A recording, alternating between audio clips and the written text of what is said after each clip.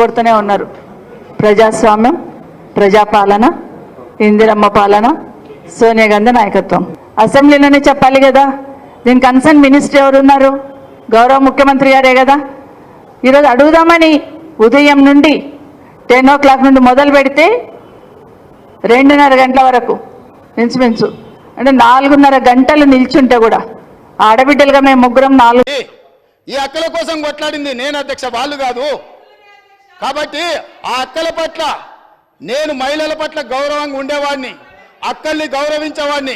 మంత్రివర్గ సమావేశంలో కుర్చీ లేకపోతే కొండ సురేఖక్కనో సీతక్కనో వస్తే నేను లేచి కూర్చిచ్చిన ఎన్నోసార్లు ఈ అక్కలు 4:30 గంటలు అసెంబ్లీలో నిల్చుంటే కూడా కనీసం మైక్ ఇవ్వడానికి భయపడతా ఉన్నారు.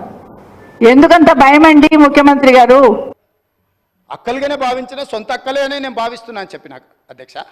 నా కుటుంబ సభ్యురాలు సీతక్క అని చెప్పిన. ఎంత అవమానకరంగా మాట్లాడి